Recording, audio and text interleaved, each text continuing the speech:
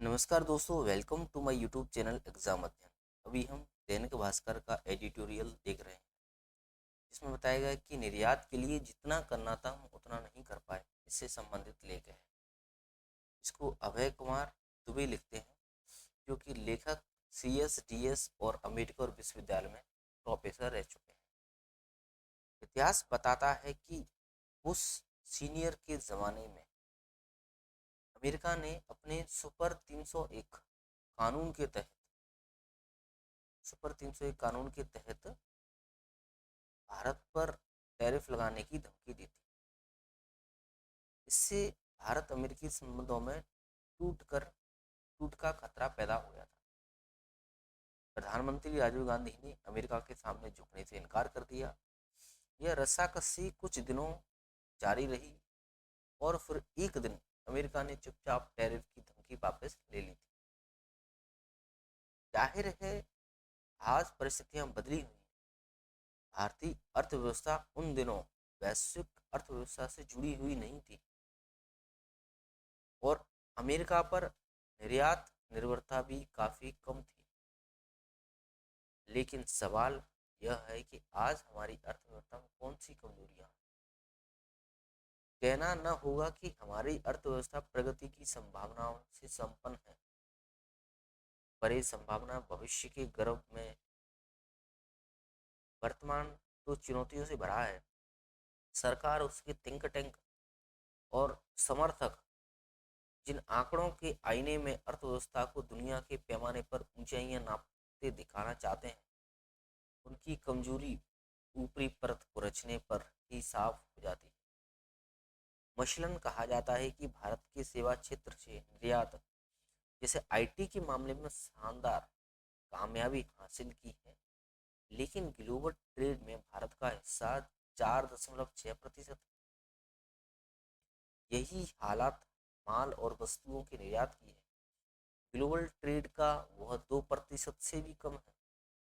हम जानते हैं कि 90 के दशक से ही भारतीय अर्थव्यवस्था निर्यात उन्मुख विकास के पैटर्न पर चलाई जा रही है। ट्रंप द्वारा भारतीय निर्यात पर भारी टैरिफ लगाने के कारण पैदा हुई बेचैनियों का कारण यही है। इससे ग्लोबल ट्रेड में ये प्रतिशत और नीचे चले जाएंगे। 24 के अंत में प्रेस इंफॉर्मेशन ब्यूरो ने दावा किया कि सन 2000 के बाद से भारत का FDI $1 ट्रिलियन तक पहुंच गया।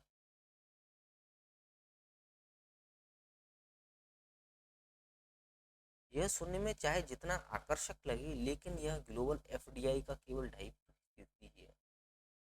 जब कोविड वायरस दुनिया में फैलने के कारण मिली बदनामी की वजह से चीन से निवेश का पलायन हो रहा था, तो सरकारी नैरेटिव चलाया गया कि इससे भारत को बहुत फायदा हुआ। लेकिन ऐसा हुआ? भारत में वह निवेश आया, लेकिन केवल 10 से 15% के बीच। भारत के मध्य वर्गीय की सुनहरी तस्वीरें उकेरी जाती हैं, लेकिन उसकी कमजोर क्रय शक्ति बाजार को उपभोग की ऊंचाइयों पर पहुंचाने में असमर्थ है। भारत में उपभोग बढ़ने की गति केवल 3% है, इसलिए निर्यात पर उसकी निर्भरता और बढ़ जाती है। पर्यटन विदेशी मुद्रा बढ़ाने का बड़ा जरिया माना जाता है, लेकिन अंतर्राष्ट्रीय पर्यटकों के भारत आगमन की वृद्धि दर केवल 1.5% है। अभी अभी प्रधानमंत्री ने दावा किया है कि भारत का प्रतिरक्षा बजट पिछले 10 साल में कई गुना बढ़ गया है, लेकिन GDP के संदर्भ में इस बजट की वृद्धि दर केवल 2% हुई है। जहाँ तक विज्ञान और प्रौद्योगिकी में नए मुकाम हासिल करने का सवाल है, भारत जाने कब से इस क्षेत्र में पूरी तरह से अप्रासंगिक बना हुआ है। अर्थव्यवस्था की प्रगति नापने का एक मापदंड नॉमिनल GDP, यानी एक वर्ष में सभी उत्पादित चीजें, एक वर्ष में सभी उत्पादित वस्तुएं और सेवाओं का कुल मूल्य जिस वर्तमान मूल्य के आधार पर जोड़ा जाता है। नॉमिनल GDP मतलब क्या होता है? एक वर्ष में उत्पादित सभी जो वस्तुओं और सेवाओं का कुल मूल्य है, उसे वर्तमान मूल्यों के आधार पर जोड़ा जाता है। दावा किया जा चुका है कि इस नॉमिनल GDP में हम ब्रिटेन के बराबर हो गए। असलियत क्या है? 2021 में भारत की प्रति व्यक्ति आय $2250 थी और ब्रिटेन की $40,115। 25 आते आते ब्रिटेन के लिए आंकड़ा 54,949 यानी 55,000 के करीब पहुंच गया और भारत के लिए 2,879 हो गया। यानी ब्रिटेन ने इस दौरान प्रति व्यक्ति आय 8,000 बढ़ा दी और भारत केवल $600 बढ़ा पाया। निर्यात उन्मुख विकास के लिए जितना काम हमें करना चाहिए था हम उतना नहीं कर पाए, इसलिए अमेरिका हम पर दबाव बना पा रहा है। अगला दैनिक जागरण का ये संपादकीय है, अपने अधिकार भी जाने महिलाएं। डॉक्टर अमिता लिखती हैं, लेखिका हेमवती नंदन बहुगुणा गढ़वाल केंद्रीय विश्वविद्यालय में एसोसिएट प्रोफेसर। ग्रेटर नोएडा की निकिता भाटी हत्याकांड ने पूरे देश को झकझोर दिया है। बर्बरता का जो वीडियो समाचार चैनलों के माध्यम से प्रसारित किया गया वह किसी भी सदियों से चले आ रहे पैतृक सत्तात्मक सोच से रूबरू कराने के लिए काफी है, जहां बल प्रयोग ही मर्दानगी को जताने का उत्तम तरीका माना जाता है। यह मर्दानगी का भ्रम ही है जो दुष्कर्म, हत्या और हिंसा के रूप में सामने आता रहता है। लेकिन अफसोस की बात है कि इस घटना में सिर्फ एक नहीं बल्कि दो महिलाएं पुरुषवादी सोच का शिकार हुई। एक निकिता और दूसरी उसकी सास, जो अपने बेटे का साथ देकर महिला होकर भी महिला पर हिंसा में सहयोगी बनी है। यह कोई पहली घटना नहीं है जब किसी महिला को जलाया या मारा गया। कभी परंपरा, कभी दहेज, कभी चरित्र, तो कभी डायन करार देकर स्त्रियों को जलाने की घटना का सिलसिला न जाने कब से कायम। बेटी बचाओ बेटी पढ़ाओ की मंशा को आत्मसात करने की बात तो की जाती है, लेकिन बेटियों को व्यवस्था की भेंट से चढ़ने से हम नहीं रोक पा रहे। यहाँ सिमोन की दो बउआ का एक कथन याद आता है कि लड़की पैदा नहीं होती बल्कि बनाई जाती है। एक बेटी जन्म के बाद से जिस तरीके से लड़की होने की दुहाई देकर की परवरिश की जाती है, धीरे धीरे उसमें विरोध की क्षमता खत्म हो जाती है और वह शोषण सेना भी अपनी नियति समझ लेती है। आज भी मोटे तौर पर बेटियों को मायके से यह कहकर वादा किया जाता है कि मायके से डोली उठती है, ससुराल से अर्थी। डोली उठते ही एक लड़की का या तो मायका होता है या फिर ससुराल। उसका खुद का घर कहाँ खो जाता है वो पता नहीं चलता है, जहाँ वो हक से अपने हिसाब से अधिकार पूर्वक रह सकती। ऐसी स्थिति में यदि कोई महिला आत्मनिर्भर नहीं है तो वह चाहकर भी विरोध नहीं कर पाती है। दूसरा, लोक लिहाज के बोझ तले महिलाएं आज भी दबी हुई। उनका दबा होना महिला सशक्तिकरण की बातों को खोखली साबित करता है। इस परिस्थिति में यदि कोई महिला विरोध करने की हिम्मत जुटा भी लेती है तो व्यवस्था का शिकार हो जाती है। अपने देश में पीड़ित न्याय के लिए आज भी थाने, अदालतों में ठोकरें खाती हैं। महिलाओं को न्याय दिलाने के लिए वन स्टॉप सेंटर बनाए गए, महिला आयोग का गठन किया गया, लेकिन वे प्रभावी नहीं सिद्ध हो रहे हैं। कई बार अपराधी बेखौफ को दिखते हैं और व्यवस्था ध्वस्त। ग्रेटर नोएडा की घटना में अत्याचार की एक और कड़ी है, जिसमें भारी भरकम दिखावे वाली शादियां और दहेज के नाम पर लड़की वालों से धन वसूली की प्रथा ने बेटी का बाप होना अभिशापित कर बना दिया। दहेज लेना और देना दोनों ही कानून अपराध है, लेकिन यह जुल्म सदियों से किसी न किसी रूप में आज भी सामने समाज में व्याप्त है। आखिर इसका जिम्मेदार कौन है? आमतौर पर हर माता पिता चुपचाप बेटी के ससुराल वालों की मनचाही इच्छा को पूरा करते रहते हैं और एक तरह से खुद भी अपराधी बन जाते हैं। लाचार और मजबूर माता पिता को यह एहसास नहीं होता है कि दहेज प्रथा की आड़ में वे कई अपराधों की नींव रख रहे हैं। अनजाने में वे अनचाहे मांगों को पूरा करते रहते हैं और बेटी के घर को बचाने की कोशिश करते हैं। वे न तो इसकी शिकायत करते हैं, न ही बेटी पर हो रहे अत्याचार को तब तक रोकने की पहल करते हैं जब तक कि आग की लपटें उनके घर तक न पहुंच जाए। निकिता के पिता ने भारी भरकम दहेज दिया था। निकिता के पिता ने उसकी मौत के मामले में उसके पति विपिन भाटी की गिरफ्तारी के बाद ये कई बातें सामने आ रही हैं। हत्या हो या आत्महत्या, दोनों ही स्थितियों में फिलहाल तक की सुई विपिन और उसके परिवार वालों पर जा रहे हैं। दोषी कोई भी हो, उसे सजा मिलनी ही चाहिए। यह ठीक है कि आज की महिलाएं पहले की तुलना में काफी क्षमतावान हो चुकी हैं। उनके पास तकनीक की ताकत है और अभिव्यक्ति की स्वतंत्रता। उनके हाथों में ऐसी शक्ति है जिससे वे अपनी बातों को दूर तक पहुंचा सकती हैं। परंतु दुर्भाग्यवश आज की तमाम महिलाएं फैशन में तो अपडेट रहती हैं, लेकिन अपने अधिकारों के प्रति अपडेट नहीं हुई। ये यह नहीं पूछ पाई कि आखिर पुरुषों की लंबी उम्र का कामना बहन, माँ या पत्नी ही क्यों करे। पति, भाई या पिता क्यों नहीं ऐसा करते। पतिव्रता पत्नी ही क्यों बने। पति पत्नी व्रता क्यों नहीं बने। निकिता और उसकी बहन ने डिजिटल मीडिया पर सक्रिय होने के बावजूद अपने पर हो रहे अत्याचारों को लोगों तक क्यों नहीं पहुंचाया। यह प्रश्न विचारणीय है। यदि कागजों में कैद नियमों को धरातल पर सही से उतारा जाए तो शायद परिदृश्य कुछ और होगा और बेखौफ अपराधी अपराध को अंजाम देने से पहले हजार बार सोचेंगे। जब ऐसा होगा तभी हमारे समाज में लोग बेटियों को बचा पाएंगे और पढ़ा पाएंगे। बिजनेस स्टैंडर्ड का अगला ये लेख है, शुल्क से निपटने की तैयारी।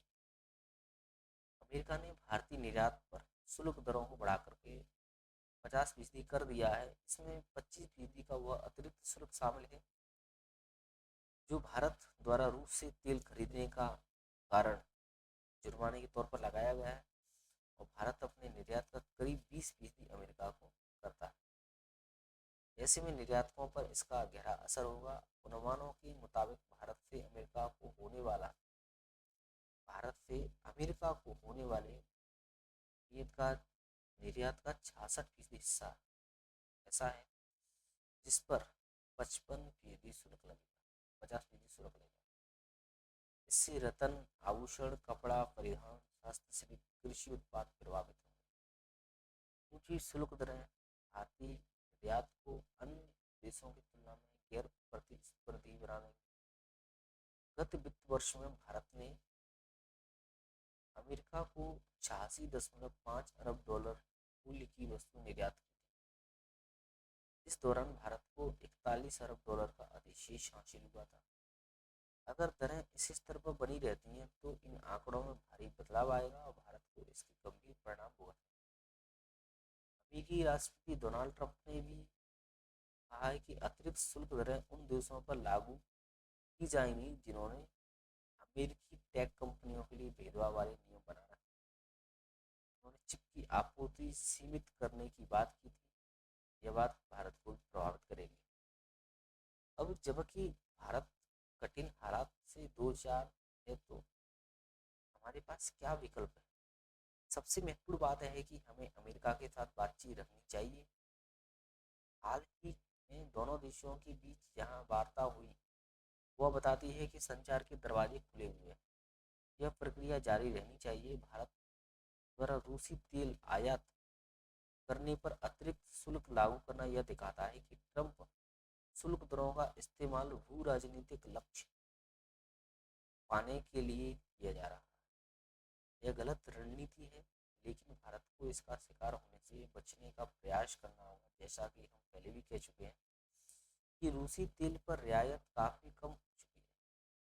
और भारत को धीरे धीरे वैकल्पिक स्रोतों की दिशा में बढ़ना होगा। परंतु जोखिम यह है कि ट्रंप शायद केवल तेल तक नहीं रुकेंगे, वह अमेरिकी टेक कंपनियों के साथ भेदभाव के बहाने या किसी अन्य बहाने से शुल्क दरों में और अधिक इजाफा कर सकते हैं। ऐसे में इन हालातों से निपटना आसान नहीं है। भारत को हर हालात में बातचीत जारी रखना चाहिए और एक हद तक रियायत देने के लिए तैयार रहना चाहिए। इसके अलावा भारत के सबसे बड़े बाजार में अनिश्चित माहौल को देखते हुए भारत निर्यातकों को अन्य बाजारों की ओर ध्यान देना होगा और विविधता में इजाफा करना होगा। हालांकि ये आसान नहीं होगा, क्योंकि कई देश भी यह प्रयास कर रहे होंगे और इसलिए यह अत्यंत आवश्यक है कि वर्तमान में चल रही व्यापार वार्ताएं, जैसे कि यूरोपीय संघ के साथ, जल्द से जल्द पूरी की जाए। भारत को फिर से मूल्यांकन करना चाहिए, क्या उसे बड़े व्यापार समझौतों में शामिल होना चाहिए। ये सभी प्रयास अमेरिका के बाजार के लगभग बंद हो जाने की तत्कालीन समस्या का समाधान नहीं कर सकते, लेकिन भारत को मध्यम एवं दीर्घकालिक संभावना पर अवश्य ध्यान देना होगा। भारतीय कंपनियां अंतर्राष्ट्रीय बाजार में सभी प्रतिस्पर्धा पर पाएंगी जब वे खुद प्रतिस्पर्धी होंगे। भारत प्रतिस्पर्धी के मुद्दे के कारण भी व्यापार समझौते में शामिल होने का अनिच्छुक रहा है। भारत को अगली पीढ़ी के सुधारों की दिशा में तेजी से बढ़ना चाहिए। प्रधानमंत्री मोदी ने स्वतंत्रता दिवस के भाषण में इसकी बात की। वक्त आ गया कि बाकी व्यवस्था भी तेजी से उसी दिशा में बड़े सुधारों के क्रियान्वयन में देरी से आने वाले समय में देश की वृद्धि और रोजगार संभावनाएं प्रभावित हो सकती हैं। ऐसे में भारत को 3 अहम क्षेत्रों पर ध्यान देने की आवश्यकता है। अमेरिका के साथ संपर्क बरकरार रखकर व्यापार में विविधता लाना और प्रतिस्पर्धी क्षमता मजबूत करना। वैश्विक माहौल आने वाले समय में प्रतिकूल बना रहेगा। अगला जनसत्ता का ये संपादकीय शुल्क का सामना। तो रूस से तेल खरीदने पर अमेरिका ने भारत पर 25% अतिरिक्त शुल्क लागू कर दिया। इसी के साथ उसकी ओर से भारत पर लगाया गया कुल शुल्क 50% हो गया। निसंदेह है कि यह भारत पर दबाव बढ़ाने की रणनीति है। इससे भारतीय निर्यातकों का चिंता होना स्वाभाविक है। माना जा रहा है कि इससे भारत का निर्यात कारोबार प्रभावित हो सकता है, लेकिन इसकी सीमा क्या होगी इसका आकलन करना अभी मुश्किल है। भारत की ओर से पहले ही स्पष्ट किया जा चुका है कि वह किसी भी दबाव के आगे नहीं झुकेगा। वो अपने राष्ट्रीय हितों से समझौता भी नहीं करेगा। भारत की इस रुख का आधार भी संभावित चुनौतियों से निपटने की रणनीतिक सोच पर आधारित होगा। मगर इन सब के बीच अमेरिकी राष्ट्रपति ट्रंप को भी यह बात नहीं भूलनी चाहिए कि इसका असर उनके देश में भी होगा। यह सच्चाई वहाँ की जनता से ज़्यादा दिन तक नहीं छिपाई जा सकती। अमेरिका ने पहले यह कहकर भारत पर 25% शुल्क लगाया था कि उसके उत्पादों पर भी यहाँ अधिक शुल्क वसूला जाता है। उसके बाद अमेरिका की 25% अतिरिक्त शुल्क का ऐलान कर दिया, जो बुधवार से प्रभावी हो गया। और व्यापार विशेषज्ञों का मानना है कि कुल 50% शुल्क से कपड़ा, चमड़ा, झींगा, रत्न और आभूषण जैसे क्षेत्रों में निर्यात पर असर पड़ सकता है। यहाँ इस बात पर गौर करना जरूरी है कि बीते वित्त वर्ष में भारत के 437.42 अरब डॉलर मूल्य के वस्तु निर्यात में अमेरिका का लगभग 20% हिस्सा था। तब दोनों देशों का द्विपक्षीय व्यापार 131.8 अरब डॉलर रहा। इसमें 86.5 अरब डॉलर निर्यात और 45.3 अरब डॉलर आयात था। इन सब चिंताओं के बीच रेटिंग एजेंसी क्रिसिल ने अपनी ताज़ा रिपोर्ट में कहा कि सरकार भले ही निवेश को बढ़ावा दे रही है, लेकिन निजी निगमित पूंजी व्यय धीमा बना हुआ है। ऐसे में 25% अतिरिक्त शुल्क की वजह से निवेशकों की धारणा और ज़्यादा प्रभावित होने की आशंका है।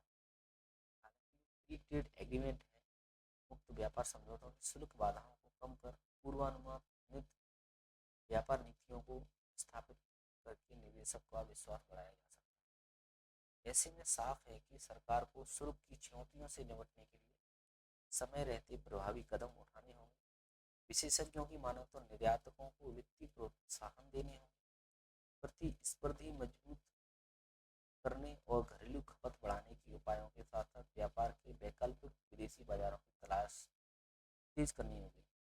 कि जानकारों का कहना है कि इस दिशा में सरकारी प्रयास शुरू हो गए हैं। वस्त्र निर्यात के लिए 40 देशों में विशेष संपर्क कार्यक्रम चलाने की योजना बनाई है। इसके तहत रूस, ब्रिटेन, जापान, दक्षिण Korea, Germany, Italy, Spain, Netherland और ऑस्ट्रेलिया जैसे प्रमुख देशों को शामिल किया गया है।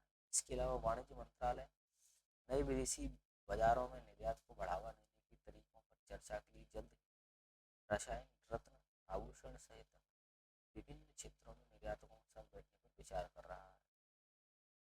उम्मीद है कि सरकार की यह कोशिशें रंग लाएंगी और शुल्क का दबाव बनाकर मनचाहे परिणाम हासिल करने का इरादे दम तोड़ते नजर आए।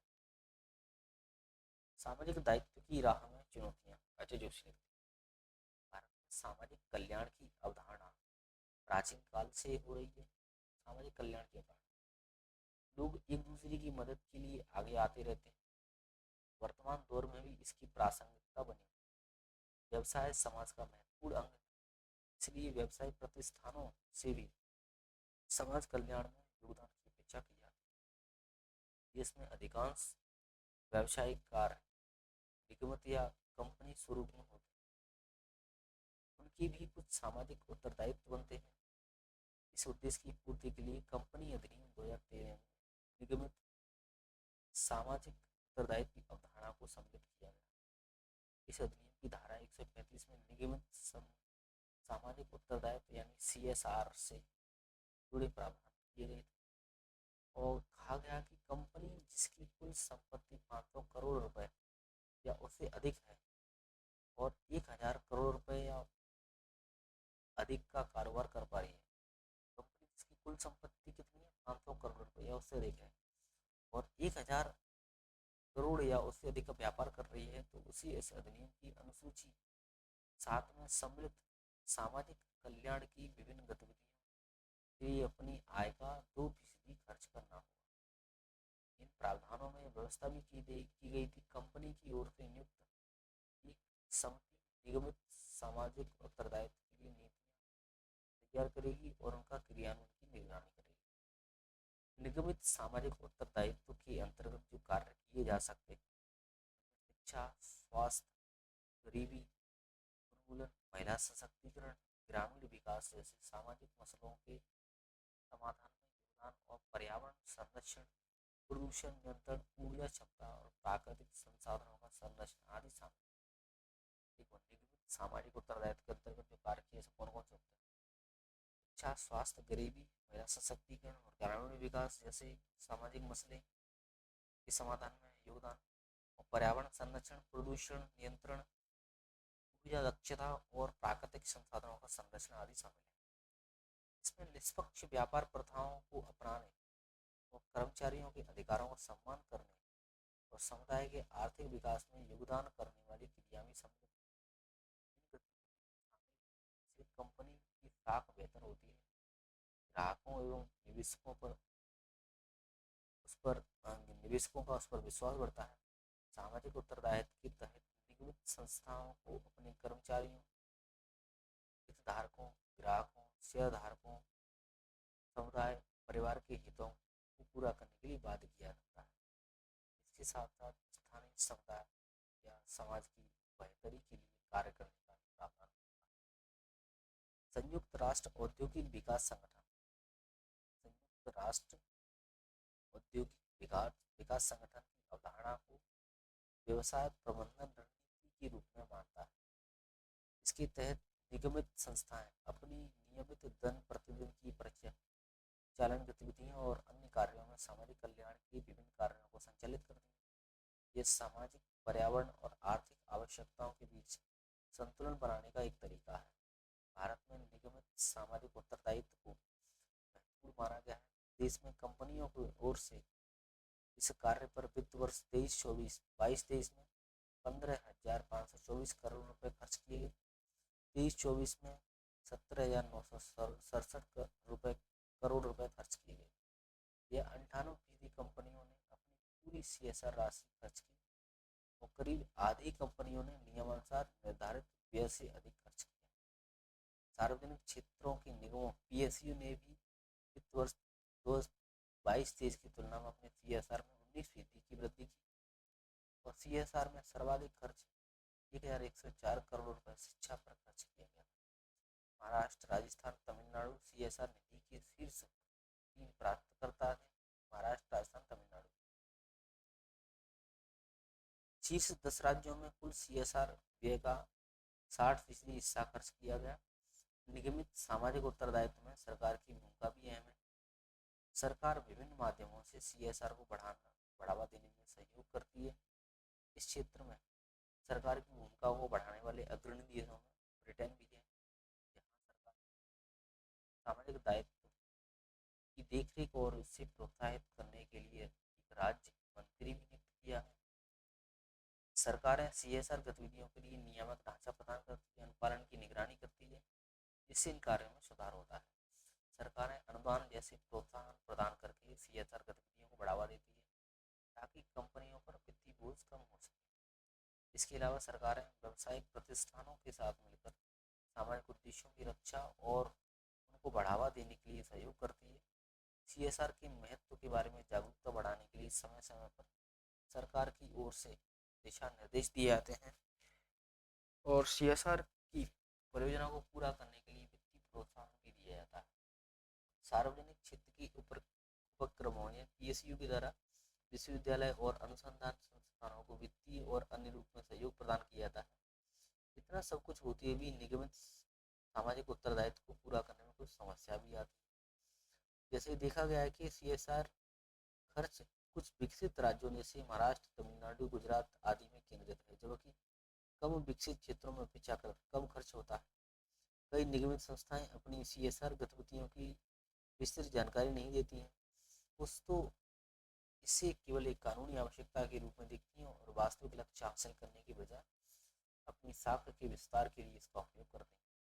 कई निगमित संस्थाएं CSR परियोजनाओं में स्थानीय समुदायों की भागीदारी और जरूरतों के बजाय हित वाले कार्यों को तवज्जो देती हैं।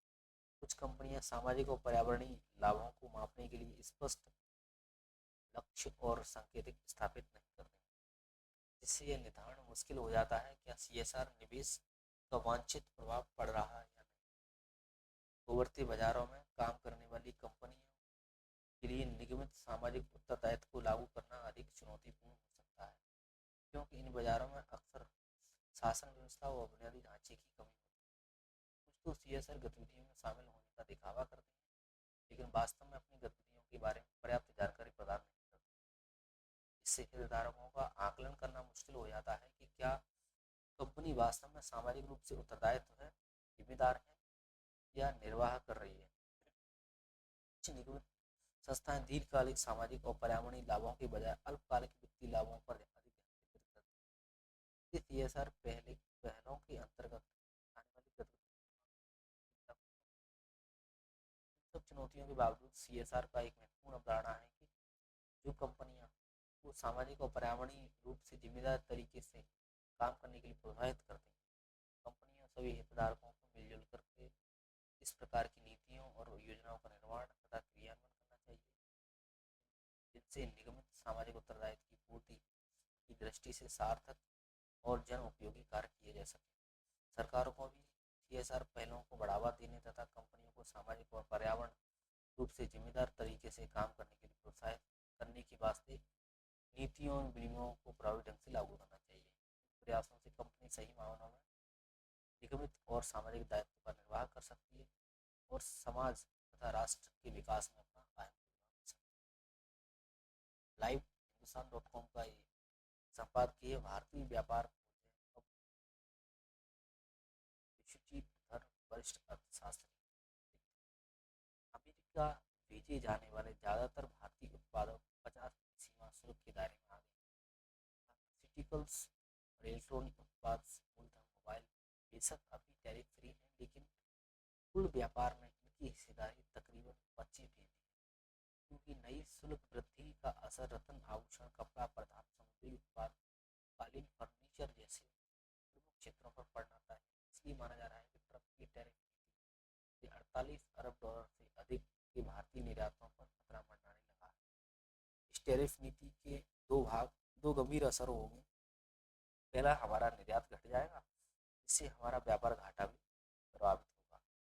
अभी दोनों देशों के बीच $45.8 अरब का घाटा है, जो हमारे पक्ष में झुका हुआ है। यानी हम अमेरिका को निर्यात अधिक करते हैं और आयात कम, निर्यात अधिक करते हैं, आयात कम। मगर वैश्विक स्तर पर देखें तो हमारी अर्थव्यवस्था आयात अनुकूल है, हमारा निर्यात कुछ कमजोर है। क्योंकि आने वाले समय में ट्रंप की टैरिफ नीति से विश्व अर्थव्यवस्था सुस्त पड़ने की आशंका है, इसलिए हमारा निर्यात और कम हो सकता है, जिसका हमें नुकसान होगा। इसका हमारा चालू घाटा भी बढ़ सकता है, चालू खाता घाटा भी बढ़ सकता है। फिलहाल $23.3 अरब यानी कुल जीडीपी का 0.6% है कौन, चालू खाता घाटा।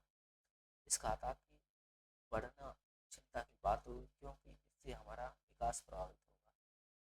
दूसरा पहलू क्या है कि इससे हमारे सूक्ष्म लघु उद्योग बुरी तरह प्रभावित होंगे। दरअसल अमेरिका के निर्यात किए जाने वाले ज्यादातर उत्पाद श्रम प्रधान क्षेत्रों की देन है, जैसे कि रत्न आभूषण अमूमन सूक्ष्म और लघु उद्यमी तैयार करते हैं।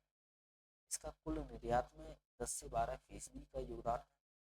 क्योंकि अमेरिका हमारा सबसे बड़ा बाजार है, इसलिए वहाँ व्यापार प्रभावित होने के बाद किसी अन्य देश के साथ तुरंत निर्यात शुरू करना कठिन हो सकता है। जाहिर है कि सूक्ष्म एवं लघु उद्योग की मांग घट जाएगी, जिसका असर रोजगार पर भी पड़ेगा। दिक्कत की बात यह है कि बीते कुछ वर्षों में सरकार इसकी कोशिश में थी श्रम प्रधान क्षेत्रों को बढ़ावा दिया जाए, ताकि बेरोजगार की समस्या कुछ हद तक हल निकाल सके। मगर यह नीति भी प्रभावित होगी। कपड़ा व प्रधान का कुछ ऐसा ही हाल है, जिसकी निर्यात अमेरिकी निर्यात में हिस्सेदारी करीब $11 अरब की। कालीन, चमड़ा, फर्नीचर जैसे उद्योग की सेहत पर भी बुरी असर पड़ेगा, जिसका निर्यात का मूल्य $5 अरब से भी अधिक है। समुद्री उत्पाद को अपवाद नहीं मानना चाहिए, क्योंकि इस टैरिफ बढ़ोतरी से तटीय प्रदेश खासतौर से केरल की अर्थव्यवस्था प्रभावित होगी, क्योंकि इस निर्यात में उसकी हिस्सेदारी काफी अधिक है। सवाल यह है कि हमारी आगे की राह अब क्या होनी चाहिए। नए बाजार की तलाश निश्चय ही अच्छी पहल है। यूरोपीय संघ, ऑस्ट्रेलिया, कनाडा जैसे कई देशों के साथ हम मुक्त व्यापार समझौते को लेकर के बातचीत भी कर रहे हैं। मगर अच्छा यही होगा कि इन देशों की तुलना में हम विकासशील देशों पर ज़्यादा ध्यान दें। अफ्रीका या मध्य एशियाई देशों के बाजार को हमने अभी तक खंगाला ही नहीं। अफ्रीका से तो कई वर्षों से बातचीत चल रही है, लेकिन अब तक नतीजा कुछ नहीं रहा है, सिफर रहा है। खाड़ी के 6 देश, अरब देशों के संगठन, गल्फ कॉरपोरेशन, केंस काउंसिल से भी मुक्त व्यापार समझौते की चर्चा छिड़ेगी, लेकिन फिलहाल ये शुरुआती स्तर पर है। हालांकि सरकार ने ग्लोबल साउथ को ज़्यादा महत्व देना शुरू कर दिया, मगर यदि हम इसके साथ अपने रिश्ते आगे बढ़ाना चाहते हैं तो व्यापार से बेहतर शायद ही कोई दूसरा माध्यम हो सकता है। जाहिर है विकासशील देशों के साथ निर्यात बढ़ाने और उनके बाजार तक पहुंचने की नीति काफ़ी कारगर हो सकती है। वैसे भी जब मध्य एशियाई देशों, खासकर कजाकिस्तान, उज्बेकिस्तान में काफ़ी ज़्यादा पर्यटक आने लगे हैं, वहाँ तरक्की दिखने लगी है, लोगों की आमदनी बढ़ने लगी है, तो लाजमी है कि हमारे उत्पादों को भी वहाँ तक अधिक से अधिक पहुँचाया जाएगा और हमारे लिए बड़ी रणनीतिक कामयाबी होगी। टैरिफ नीति के जवाब में पड़ोसी देशों के साथ व्यापार बढ़ाने की तरफ किए जा रहे हैं, मगर उनसे जुड़े कुछ कारोबारी मसले भी हैं, जो कुछ राजनीतिक, बांग्लादेश के साथ व्यापार में बाधा है, क्यों शेख हसीना के तख्ता पलट के बाद हमने सीमा बंद कर रखी है। नेपाल और चीन जैसे देशों के साथ कई तरह की व्यावहारिक दिक्कतें हैं। ऐसे में हम उन देशों पर भी ध्यान देना चाहिए जहां ऐसा करना आसान है। इसके लिए drawing cost of doing business यानी व्यापार चलाने की लागत को कम करना जरूरी है। यह समझना होगा कि बाजार में विदेश के बाजार में हम जितना सस्ता सामान बेचेंगे, उतना ही अधिक हमें लाभ मिलेगा। सरकार इस दिशा में काम जरूर कर रही है, लेकिन हमें और अधिक प्रतिस्पर्धा माहौल बनाना का प्रयास करना चाहिए। ताकि हमारे उद्यम गुणवत्ता वाले उत्पाद सस्ती कीमतें बना सकें। पिछले दिनों जीएसटी दरों में संशोधन की बात हुई थी और कहा गया कि इससे बाजार को फायदा मिलेगा। निसंदेह घरेलू बाजार को इससे लाभ मिल सकता है, लेकिन निर्यात पर शायद इसका असर पड़ेगा। घरेलू बाजार में मांग बढ़ने की जरूरत है, तभी स्वदेशी और आत्मनिर्भर भारत जैसे प्रयास सफल हो सकते हैं। मगर सिर्फ इसी भरोसे हमारी अर्थव्यवस्था आगे नहीं बढ़ सकती है। ये समझना होगा कि निर्यात का कोई दूसरा विकल्प नहीं है। आयात अधिक होने के कारण हमें विदेशी मुद्रा अधिक खर्च करनी होती है। कई सामान हम नहीं बना सकते, तो पेट्रोलियम जैसे उत्पाद हमें पूरी तरह से आयात करने पड़ते हैं। की खरीदारी के लिए विदेशी मुद्रा की बरकरार रहेगी, यह बिना निर्यात बढ़ाए नहीं आ सकती। लिहाजा घरेलू बाजार को आगे बढ़ाना जहाँ अल्पकालिक उपाय है, वहाँ निर्यात बढ़ाना दीर्घकालिक समाधान। साफ यह है कि वक्त अपनी रीति और नीति में बड़े फेरबदल का है।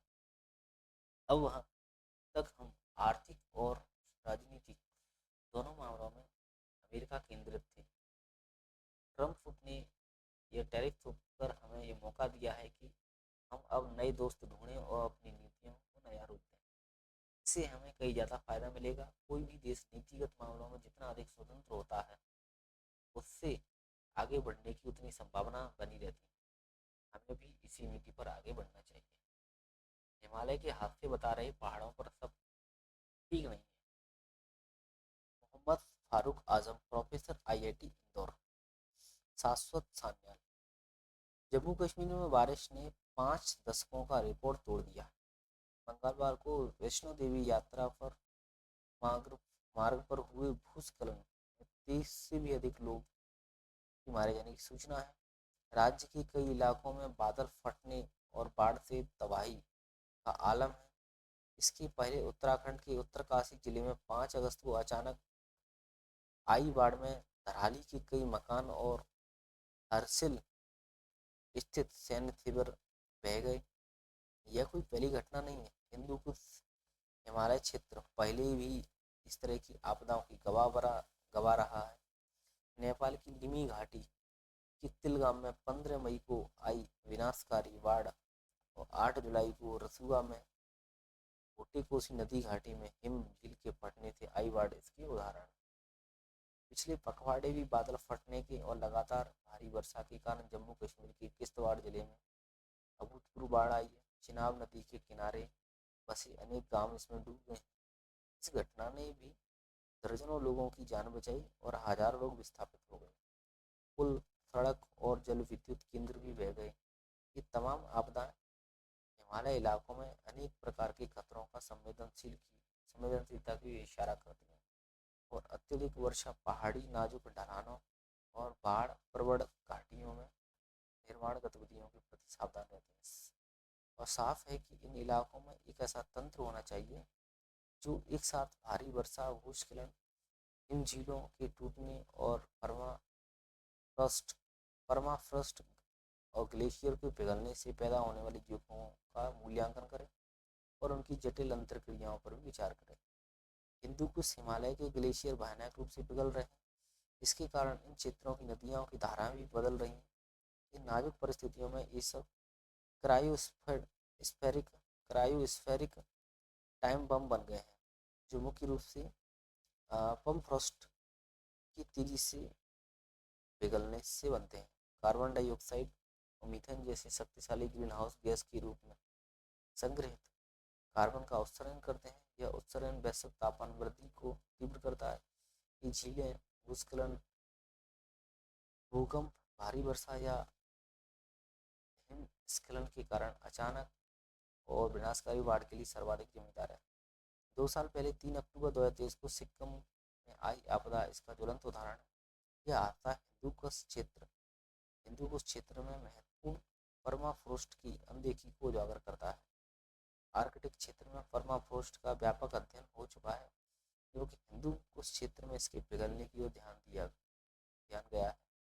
परमाफ्रोस्ट का पिघलना पर्वतीय ढलानों में हलचल मचा सकता है, भूस्खलन का कारण बन सकता है। ऐसे में जब दुनिया गर्म हो रही है, तब हिंदू कुश हिमालय क्षेत्र में मौसम की गति भविष्य का तेजी से बढ़ रही है। 2010 में लेह में बादल फटना, 13 में केदारनाथ त्रासदी, 21 में मेलम मेलंची बाढ़ और हाल ही में उत्तरकाशी की घटना सभी भारी वर्षा के कारण हुई है। प्रकृति हमें इन आपदाओं के जरिए बार बार चेतावनी दे रही है कि हमें तुरंत संज्ञान लेना चाहिए। नाजुक क्रायोस्फीयर सिस्टम, ग्लेशियर, बाढ़ और परमफ्रॉस्ट को बचाने के प्रभावी प्रयास किए जाने चाहिए। हालांकि इन घटनाओं से समझने के मॉडल मौजूद हैं, लेकिन इसकी सटीकता वहाँ से प्राप्त आंकड़ों की गुणवत्ता पर निर्भर है। दुर्भाग्य से हिंदूकुश हिमालय क्षेत्र में घटना के मूल स्थान पर प्रत्यक्ष रूप से निगरानी की कमी है। यहाँ हमें प्रभावी प्रारंभिक चेतावनी प्रणाली और खतरा रोकने की रणनीति बनाने के लिए बेहद ऊंचाई वाले क्षेत्र से डाटा संग्रहण पर अधिक जोर देने की जरूरत है। आपदा तभी मानी जाती है जब उसका असर लोगों और उनके बुनियादी ढांचों पर पड़ता है। इसलिए वैज्ञानिक तरीके से मानव बस्तियों और बुनियादी ढांचों के विकास की योजना बनाना अत्यंत महत्वपूर्ण है। एक कदम क्रायोस्फेरिक जोखिम वाले क्षेत्र के मानचित्रण हो सकता है, जो यह मार्गदर्शन कर सके और हिमनद और बेहद ऊंचाई वाले क्षेत्रों के विकास में कहाँ और कैसे होना चाहिए। याद रखें, कुछ मिनट की चेतावनी भी जिंदगी और मौत के बीच फर्क ला सकती है। चुनौती यह कि त्रासदी पहले कार्रवाई की जाए चुनौती है कि त्रासदी से पहले कार्रवाई की जाए। इस प्रकार से बहुत ही अपन ऐसे कि पर्यावरण पे त्रासदी पे जो हो रहे हैं हिमालय में लगातार रूप से ये जो बाढ़ वगैरह आ रही हैं, आपदा आ रही है, उससे संबंध अपन ने देख पड़ा। इससे पहले अभी जो टैरिफ से कैसे निपटा जाए, इसके क्या समाधान हो सकते हैं, व्यापार के नए तरीके खोज हमारा, इससे संबंधित हमने देख पड़ा हिंदुस्तान का। और इससे पहले ये भी, हालांकि अभी बहुत ज़्यादा न्यूज़ में एक पड़ा है, सामाजिक दायित्व की राह में चुनौतियाँ। ये जनसत्ता का एडिटोरियल है, जन जन और शुल्क का सामना कैसे करें, इस टाइप से अन्य लेख पढ़े हैं। Thank you. जय हिंद, जय भारत।